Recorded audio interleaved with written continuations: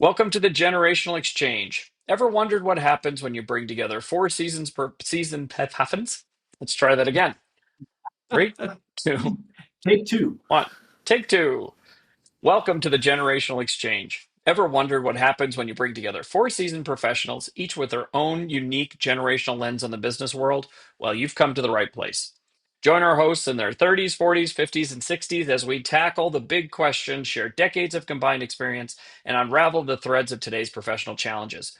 Plus, in select episodes, we'll be joined by insightful guest panelists, like today, to offer even deeper dives into specific topics. Expect clever takes, engaging debates, a healthy dose of humor, and a few stories proving wisdom is ageless. Today, our topic is bridging worlds through purposeful leadership. What is it, how to get it, and why it's important? So, with that, let's start the exchange. On today's show, we are thrilled to have our special guest, Mai Moore, joining us today. So, Mai, why don't you maybe just share a couple of other little anecdotes here about yourself to Sure. Chris and Rhett. And again, we're excited to have you on today. And again, you're in Yes, sir. Brooklyn right now, right? Okay. Well, all three of us spent that time in Dumbo for a few years, so we can definitely relate. But how's everything in the city today? I love it. I love it. I'm in Williamsburg, so it's super calm here. I don't know how it is in the city right now, but every day's a new day. Mm. So, yeah, I can jump in here. Yeah. Nice to meet you, Rhett. I didn't say hello to you. Yeah, No, no thank worries. you. Nice to meet you as well. So great to be here. Thanks for having me, you guys. Just a little bit about myself, if you want me to get into it. My name is Mai Moore, and I'm a human. I call myself hashtag almost social impact. I'm really here to help people see more clearly so that they can lead better. And ultimately, my vision is really here to create a more equitable, connected, and empowered world. And probably you guys have seen the bio, but I do have a lot of work, a lot of experience starting up different startups. And one of them was back in 2013 is EYEJ, Empowering Youth Exploring Justice, which is a nonprofit empowering young advocates for change. So I did that for about 10 years, serving literally over 2,000 underserved youth, and with the help of 1,400 very diverse adults, really teaching young people how do you create change beyond the idea, how do you actually implement it. And before EYEJ, I was in tech for like well over 20 years and helped two companies go public. So that's kind of my background.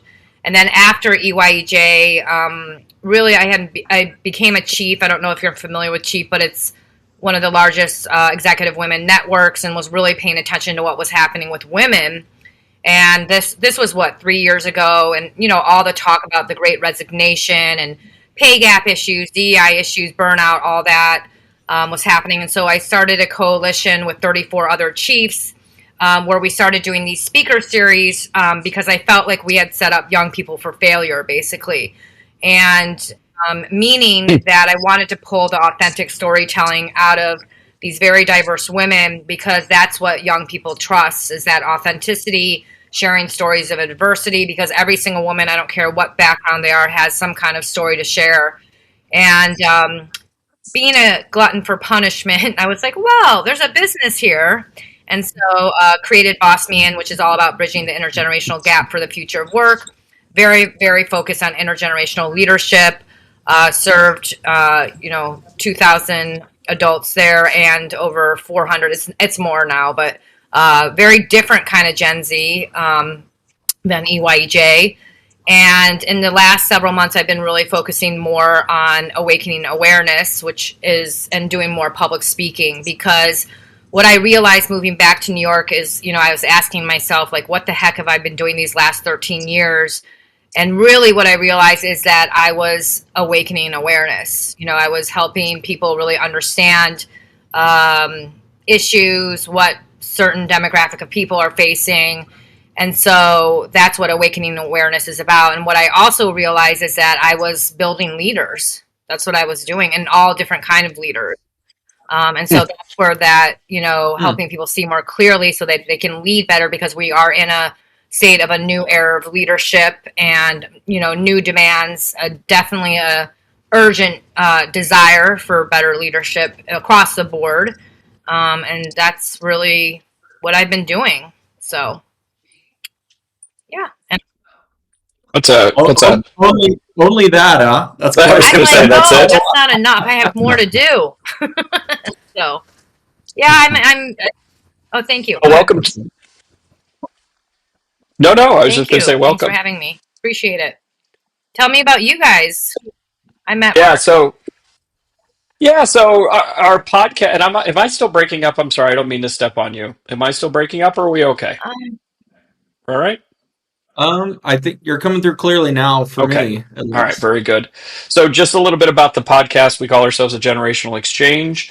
Um, there's usually four of us, as we talked about. Jeremy is on assignment today, but I represent someone in my 50s. Rhett represents someone in his 30s, and Mark represents somebody. Is it still 60s, Mark? Are you still in the 60s? Yeah, I'm still in Yeah. the Okay. 60s. All right. Thank Very you. good. And then Jeremy is our representative of the 40s, and we launched this about a year ago as a way to kind of bridge the gap, kind of like you were talking about ways of communicating. We were all talking to each other. We've all worked for and with each other, and really wanted to have dialogues about interesting business topics, and meet interesting people like you, and have conversations, and hopefully show that there is more yeah. commonality than differences, regardless of the generations. And I know we're going to get into that about Gen Z here in a little bit, but talk about you started talking about it here, but talk about a little bit more about what you're working on. How are you kind of driving some of that change through Boss Me In and some of your other organizations that you're working on? Okay. So I'm definitely want to explain. I'm a person of action. I have seen far too many times, and I'm sure you guys have too, of how much talk there is, whether it's in corporate or just simply in society. And what I have really witnessed in my experience is how that actually hurts us. Not only hurts us, but takes us backwards. And so I think we see a lot of that in society right now, right? And so, with Boss Me In, we there's several products that we have, including a speaker series, including a co-mentoring program, including executive coaching program, think tanks, workshops, really connected to drive impact, to create change, right? To share the knowledge, but also have intimate conversations so that we can be honest and vulnerable and really talk about pain points, and then at the same time empowering young leaders. And so everything kind of connects. And something else that I learned too is when we were doing originally the speaker series to start, talking is great. It's a first start. The storytelling is great. But if we don't follow up, it's like going to a conference. If we don't take that next step into action, it means nothing. I don't care what industry you're in, right? And so I'm very, like a real superpower of mine is how do we actually take the information from those, that learning, whatever happened, the speaker series, or if it's a conversation, and move it into action, into something tangible. Something, as I talked about, I'm really focused on, because Boss Me and we're bringing on 2 co-founders and working on a Thrive Together Summit, which is all about intergenerational leadership. But as I mentioned, I'm really focused on really the awakening awareness right now. And I just did, as an example, an event with a very well-known Gen Z, Natalie Neptune, but I wanted to teach her, not only was it about intergenerational leadership, but just this concept of how do you actually take the conversation into action. And so it was kind of like Boss Means, all of Boss Means kind of products in like one night, in an hour and a half, where people didn't know each other. We had Gen Z founders in New York City. We had chiefs come to this. And there's a method to the madness of how we got into action. And so many outcomes came from that meeting. There's a post on my LinkedIn, and I think they put it in my newsletter yesterday. But people who are getting, new connections, funding opportunities, practicing their pitch. They got mentors. I feel like we're in that society now, is how do we do things with more ease, but I believe that we're in an impact economy. How do we get into that impact and teach people how to get into that impact? I feel like a lot of people are frustrated. You guys have a lot of experience in corporate and different industries. We spend months and years and sometimes never any kind of action or outcome comes out of that. And to me, the biggest respect is not wasting people's time. And I think in this society, it's so overwhelming, so much going on. How can we create impact in a faster way? Talk a little bit more about how you're driving it, especially with Gen Z. I saw another podcast that you were on. I think it was called Boss Track, and it was really interesting to hear the dialogue on that. But is that your main focus is with Gen Zers is trying to build the bridge? Because, as a generational podcast, we find that very interesting. We're actually thinking about bringing a Gen Zer onto our show. But where are you seeing? Are you seeing that there's like with what we were talking about, are there more Sure. similarities? What is it that people should understand when they're talking about Gen Zers so that we get that impact and we're bi-directionally speaking the same language? That's a big question. So about 30 questions in one, but what I have learned through these years is that the work needs to be done everywhere. The problem is not Gen Z. The problem is in leadership, really. And the truth is that even with EYEJ, this awakening awareness thing that I'm focusing on now, even with EYEJ, the work truly, even though the work was for the young people, it was never about the young people. It was really about the adults. And it's the same thing with Boss Me In, is that we have to do the work. I don't care if you're Gen Z, I don't care if you're Gen X, I don't care if you're a boomer. We have to do the work in self-leadership first, face ourselves, get to know ourselves, heal, whatever it is, before we step into that kind of role, in my opinion, in this day and age. And to answer your question, it's complex. You've got 5 generations in the workforce. In 5 years, 70% of our workforce is going to be millennials and Gen Z. Have we set them up for success? Absolutely not, in my opinion.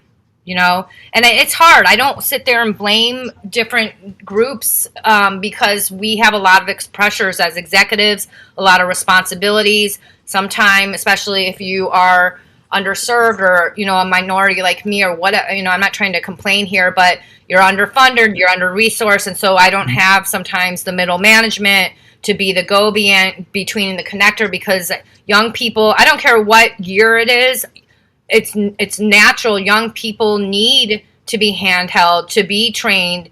They need empowerment. They need support. It doesn't matter if it's 2025 or 1995. Doesn't matter, right? So I think what I'm trying to say is there's more pressure. So I don't entirely blame executives, but I do believe that we are not doing the work to be able to communicate and bridge and work together effectively with Gen Z. And let's be honest, I've witnessed a lot, guys, and I see even with Gen Z, there's a lot of problems. So what I'm trying to say here is there's not one group that has all the answers. And that's why we need to come together. And that's why this podcast is so powerful and just a great demonstration. But come together to have these conversations and to respect each other, right? In this bi-directional way. Because the truth is that Gen Z have been watching us.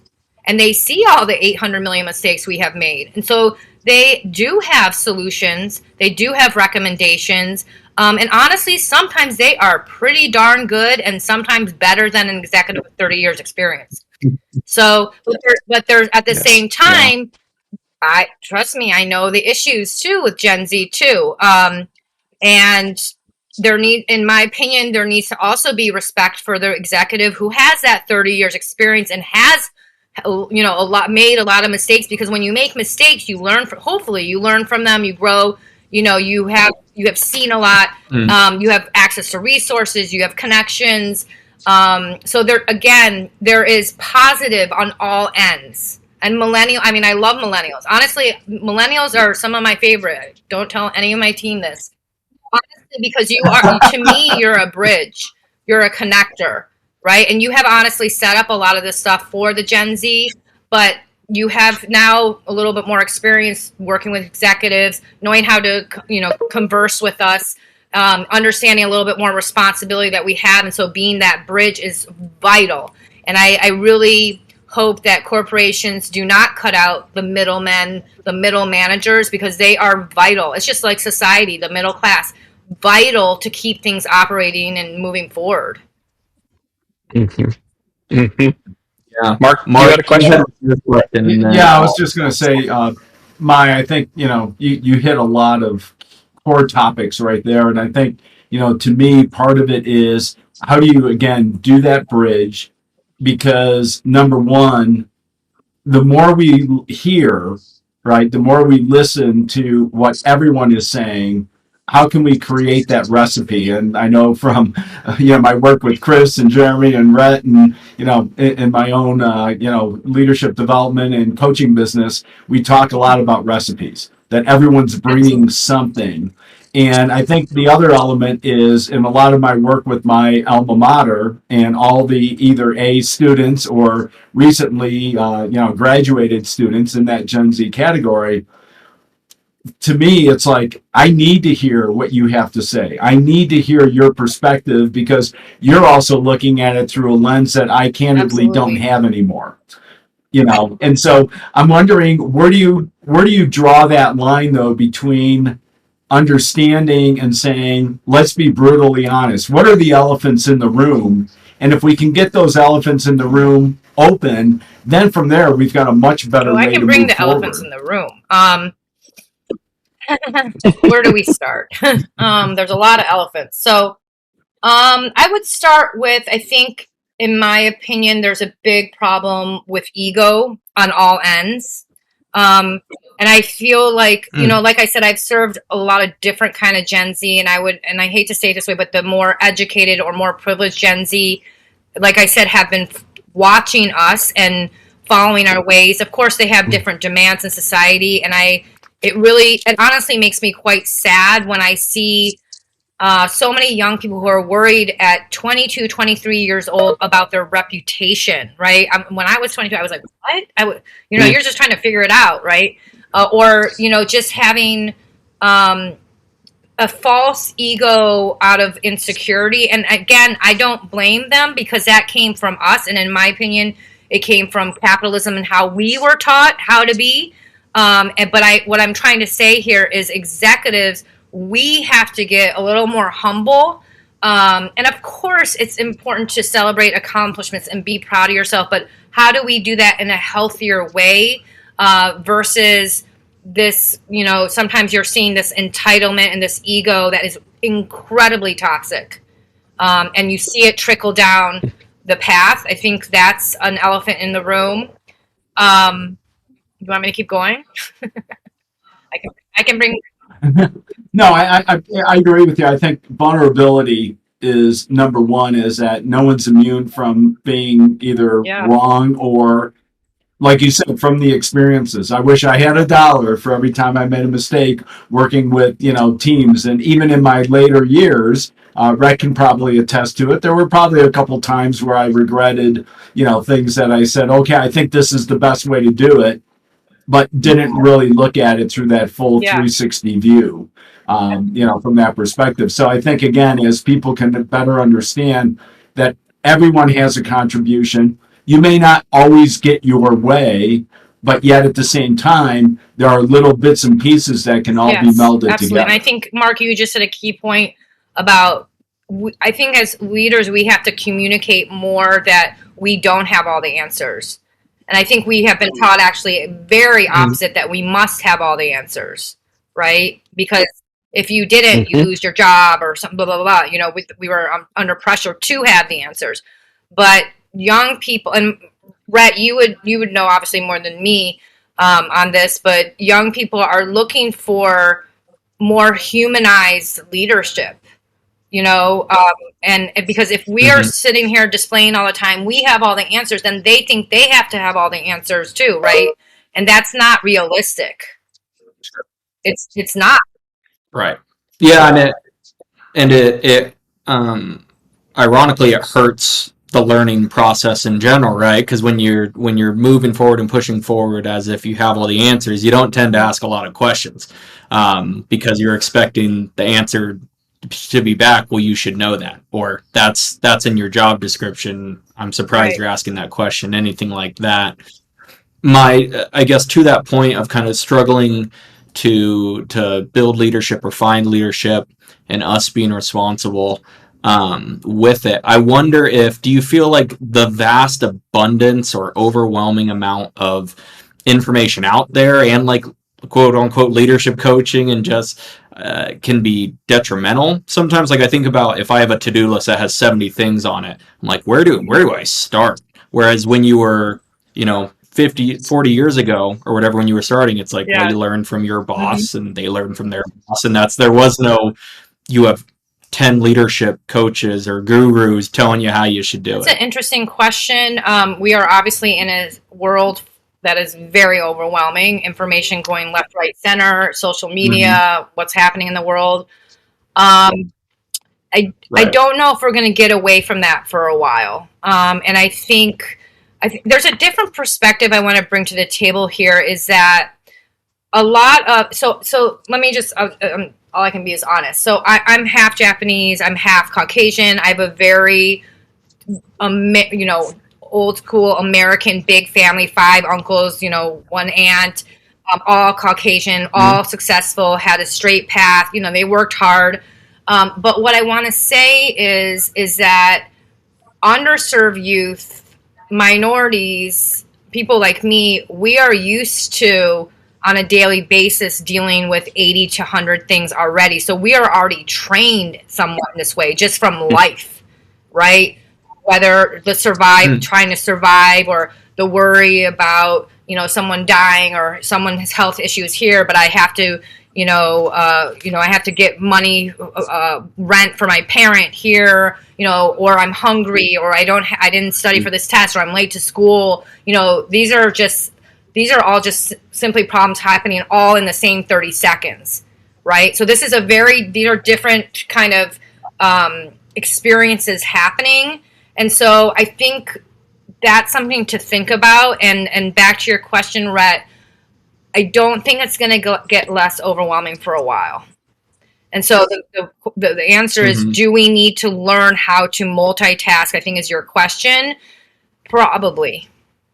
But also need to learn how to do it in a very healthy way, right? Is there space that we need to take for ourselves to get away from the electronics, or get away from the news for a bit, or making sure that we are centered and we are healthy in order to perform well, right? I think there's a lot of that happening too. Yeah. Mai, how do you think the Gen Zers can help simplify things? I mean, like everything else, I do paralysis by analysis. That's my analytical coming out all the time. But how can people? How do you help coach?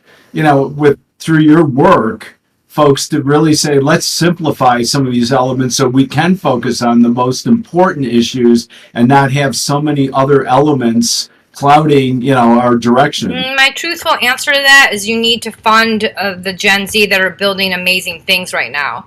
Because I think a lot of what you're saying too is this demand from young people about work-life balance. And what's happening is that a lot of young people, and all generations, it's not just young people, are struggling, or they're figuring out they want to be focused on their purpose. So they are having these hobbies, or building a business here while they're working, while they're, maybe they're in a relationship, while this is happening over here. So in order to be healthy, we need to support what they want to see happen. And because we're not, I mean, trust me, I was just around all these Gen Z founders, hundreds of them. Because we're not supporting them properly, they're having to do these multiple things. Again, it's back to survival in some ways, and it's a demand from young people. It's not only young people, I think all of us too, and I definitely see an executive women who are wanting to focus on their purpose now. They want to have something that is mission aligned. They want to have something where they're helping back society or community. And because we are not in a society that fully supports that in a healthy way, we're having to dabble between multiple things constantly. I think to your earlier point about learning from that too, that bi-directional learning, as someone who has been in a generation, like you said, that you just grind through, you just keep doing things in order, and that's what you do. It's also an opportunity for us to learn as Mhm. well. My son is a Gen Zer, and he was up for a promotion about a year ago.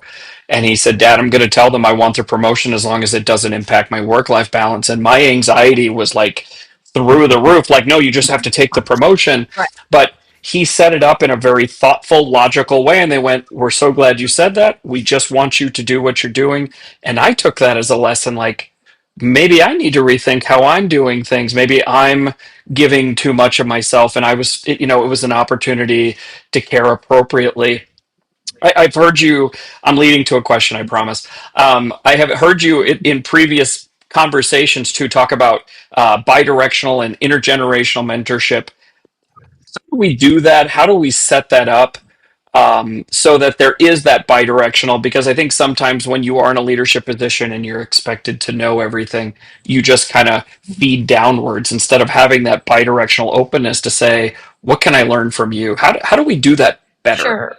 So Chris, first of all, I have this week my daughter will be 21, so it's funny. I just sat down with her and we were talking about law school and all this kind of stuff, and I could not believe it came out of my mouth that one of the criteria is you have to also think about your health and this balance of life. Because I'm like you, Chris. I'm a grinder. I work hard. I still believe in working hard. There's a debate about young people debating Absolutely. working hard. I still believe that's very important. But anyway, yes, I completely relate. But regarding co-mentoring so let me just be clear: the mentor to mentee model is out. It's really about co-mentoring and the model of Boss Man. Yes, the model of that bi-directional two-way street. The model of Boss Man can really be modeled anywhere. But getting in, it's really like it's a relationship. Getting into a relationship that is two-way street. That there is that respect. That both parties are willing to be vulnerable, willing to be respectful of each other and learn from each other. I think that's really important. And I say that vulnerable thing really importantly because, again, I have seen within our programming, some chiefs coming in thinking they have to have all the answers and unwilling to be human and unwilling to listen to what the young person is saying. So it's like parenting. It honestly is like parenting, whether we want to admit Yeah, it or not. great point. If we're a parent that's always dictating it's a one-way street, it's not going to work.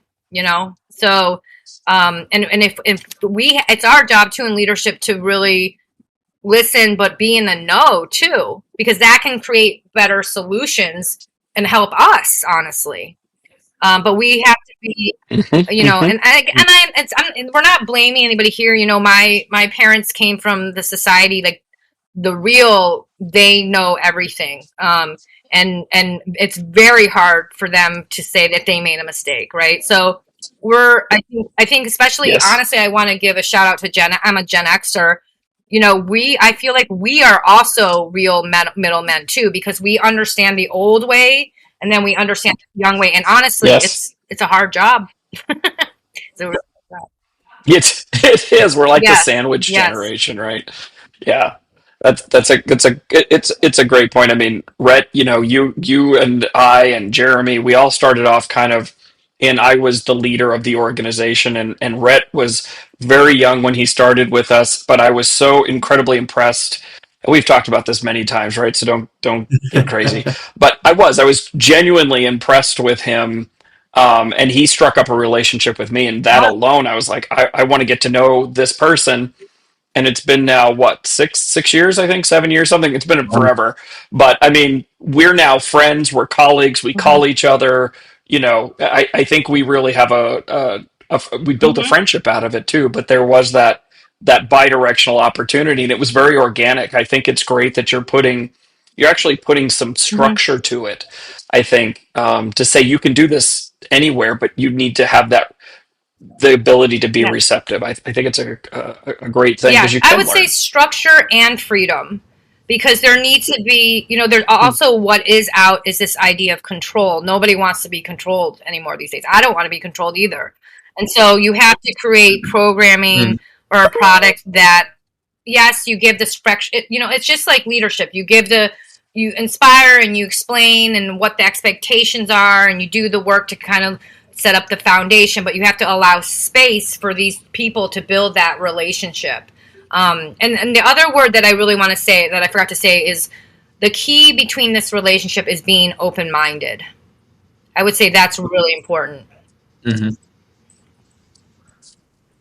I think it definitely, you've said it a couple of times, is you have to be listening and be receptive to what they're saying, even if it's not in the format that you would expect or in the channel that you would anticipate. I've got an employee that she just picks up the phone.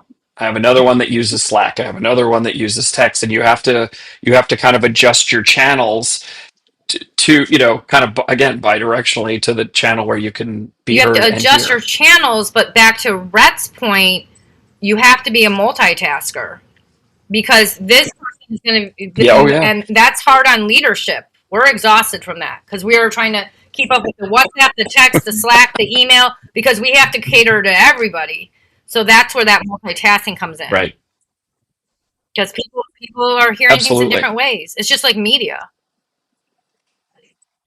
It's hard. Yeah.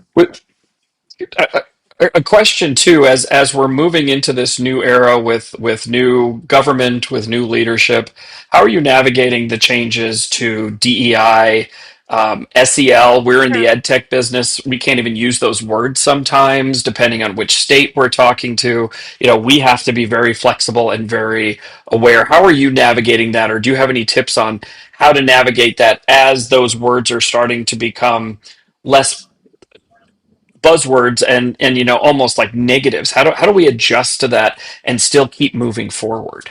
Yeah, I don't have all the answers on this one for sure, and I need your guys' help specifically. But I'm sure.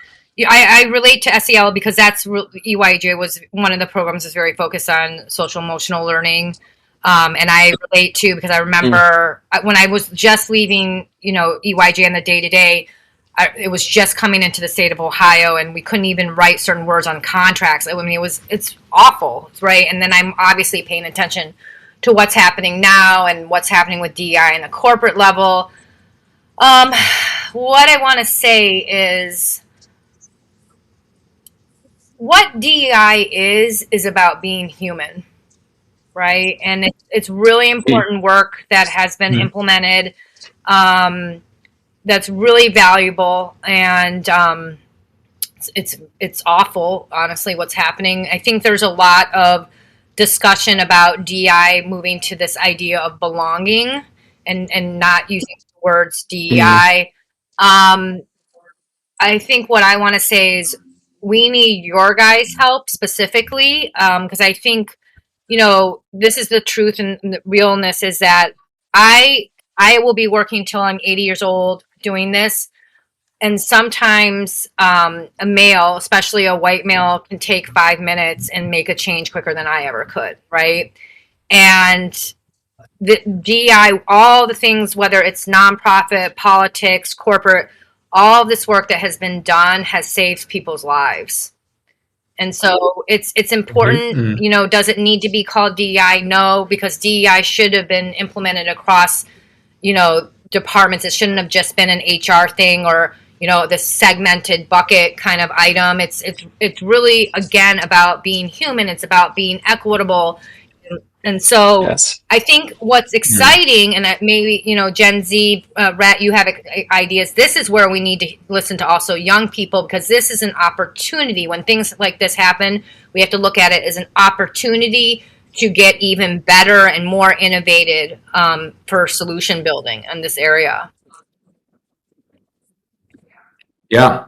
I mean, that's where a lot of our skills are supposed to be, more so than some of the generations before, is that with this severe amount of information and technology and things that a lot of, I I grew up with the internet for sure, but I do remember a time without it. But there's so many different avenues that you can look at pursuing in different ways of approaching problems and getting over them quicker rather than trying to break through a brick wall. So yeah, and I look at it also, again, this opportunity in my world, and I'll be honest, is that I feel like there are no rules these days in some ways, and I feel like we need to keep voicing, we need to keep communicating, because you guys know this, at the end of the day, it's always about education. I don't care if you're in corporate, nonprofit, I don't care where you are, it's always about education, and we need more people to step up to plate, express their concern or storytell. How does it impact you? Why do you care about it? I mean, to me, that's interesting. I hear everybody always talking about it all the time, but I don't hear oftentimes Caucasian males talking about how important it is. That to me is exciting. It's a new voice. It's a new way to look at things, and I think that's a huge opportunity. And I think I know for me, I've worked in education for so long. I've always worked for women. So I think in my mind, I've assumed that there's more diversity and empowerment of women, minorities than there actually is. How do we broach that? Because full transparency, when you talk about getting to know people and empathy, you don't want to also come across as false or Right. you've got your unconscious biases. How do we do that as white middle-aged men, to help bridge that conversation, to do that 5-minute change from your perspective that's thoughtful, authentic, and drives that dialogue to build that empathy, that awareness. How do we do? Do you have any thoughts on that? Now. So we do You're it doing well. it right now. All you can be is honest. And I think, to your point, I think that people, I was going to say, for the most part, people are reasonable, but I don't. There are a lot of reasonable people, and Yeah. I think that you just did it, Chris. To say, like, I don't want to piss you off, but I also care about this very much, and this is how this impacts me, and I'd like to learn more about this, or I feel strongly, I know that this isn't right, and I know I need to do more. What can I do? And again, I think storytelling, how does it impact your students? How does it impact people around you? Why are you even talking about it? I mean, there's something that's inside you guys right now, that's something that's not sitting right? Talk about it. Talk about it. Post about it on LinkedIn. Yeah. Do a podcast about it. Write a story. Call your politician. I don't know, but you know what I mean? You got it. You're doing it. Right. You're doing it right now. Start the conversation. Yeah. Tag That's me. Great. I will support you guys. Absolutely. There you go. So Mai, how do people find you on social media and upcoming, speaker events that you're going to be doing? The best place, if you're looking for social media, is just hop on LinkedIn. I'm at Mai Moore, M-A-I, last name Moore. My website is maimoore.com. Bossmian's website is bossmian.com. Mai Moore, we have a Awakening Awareness newsletter that goes out monthly that's packed with information about different speaking stuff. I'm quite busy with a lot of different speaking engagements, and if anybody out there is interested in me coming to speak or inspire or just have a conversation, I'd be happy to. I'm looking to do more speaking engagements, paid if possible, this year. We only do what we can do. Money is important. So, That's right. Exactly. That matters. That's right. That's right. Yeah. Doesn't pay for itself. But I love connecting. I love meeting people. I'm so grateful to be on this podcast. Honestly, this podcast is more interesting to me than a lot of the work with women. Honestly, this is to me the answer right here. No, honestly, men stepping up to the plate right now. This is huge. Huge. Yeah. We appreciate that. That's great. But to wrap this up, and then we'll let you go because we know it's late. Do you have any a couple of takeaways that you want listeners to kind of walk away with from our conversation, or anything that you wanted to kind of close out Sure. with? I know that we're in a very, overwhelming, kind of sometimes chaotic and confusing world at times, but there is a lot of good happening right now. There is a lot of people building things of all Mhm. intergenerational generations, right? And I think that we need to support these people, because whoever is building right now is literally shaping this new world that we're in. And so it's vital. And I think it's great to have these conversations. I think it's really important to be around like-minded people, but not in the way that we used to not think about it. Not about certain demographics or certain types of people, but people that are thinking the same way, who are interested in whatever consciousness leadership or having hard discussions about DEI. That being around a community is vital right now. So, and I say, Mm. stay optimistic. I think we have to be very strong, and we have to have courage right now. I think those are all great points. I think that's true. We can get pulled down, but I think you're right. There is a A lot of lot. good happening. We just have to make sure we keep looking for it. Not the ugly is always there, and it's Perfect. sometimes shinier than the good. But right, I mean, it Yeah. is out there. Mai, thank you so much for joining us. This was a wonderful conversation. All the best. We will definitely connect with you, and hopefully we'll get to Thank talk to you you. again in the future. Appreciate it. And that brings another episode of the Generational Exchange to a close. We are so grateful you joined our intergenerational conversation. We hoped it sparked some new ways of thinking about business. Thanks again to Mai Moore for joining us and starting a great conversation, and we hope we get to do that more often. Don't forget to hit that subscribe button for more engaging conversations across the generations. And if you'd like to be a panelist, or you have a business question that keeps you up at night, or even want to tell us what you thought of the episode, let us know in the comments or email us at feedback@thegenerationalexchange.com. Until next time, from all of us here at the Generational Exchange, thanks for listening and happy learning.